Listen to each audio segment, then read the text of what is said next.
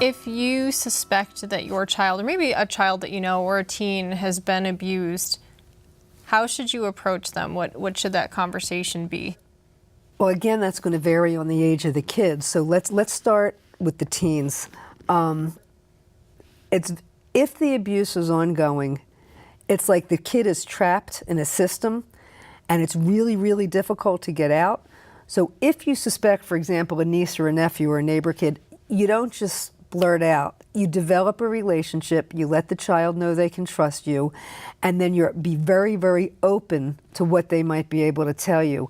If you find yourself in a situation like that, I always encourage people to kind of role play with a trusted friend. What's the worst thing you might hear? So that if you do, God forbid, hear the worst, you don't freak out in front of the kid, because the kid doesn't need that. They need you to be calm, they need you to be understanding and help them plan their next steps. So you want to build a relationship, ask gentle, open questions, and then just be quiet. The less you say is better.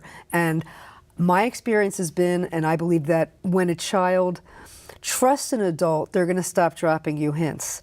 And for example, a child might say, if I tell you something, do you promise to keep it our secret? I urge people never to get sucked into that. Your answer is, if I think you're in trouble or need help, I'm going to make sure you get that help. Now, that may mean the child will take another week to come back and disclose, but you've identified yourself as someone trustworthy and someone who can get them help. Right, better to do that than say yes and then they're violated all over. One more time, right. And what about for younger children? With little kids, we learned a lot from the science of forensic interviewing, which really kind of developed in the 80s and 90s, where the linguists and the investigators got together. Kids develop language, developmentally. It doesn't all come at once. And the problem is, even when they seem like they've got command of the English language, 8, 9, 10 years old, they really don't. So when we're asking, if we have concerns about little ones, we have to, again, very gentle, very open-ended questions, and we have to be careful not to plant the answer we think we want, because the little ones, the 3, 4, 5-year-olds, they want to please a grown-up. So if you say, did Aunt Janie touch you?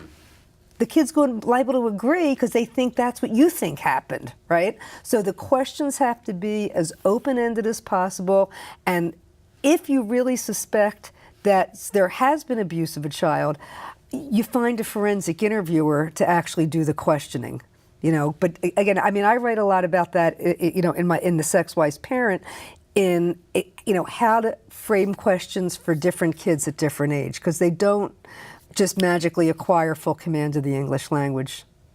So if either the child openly discloses or through communication you're able to figure out that abuse occurred, what would your next step be? To call the authorities.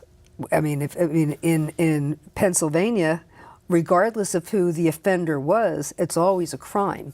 So if you're not sure whether child protection needs to be involved, you start with the police, and then they can decide if child protection wants to be involved. If it's a family member, if it's a caretaker, and you know it's a child protection case, then you start by making a report to the Child Protective Services.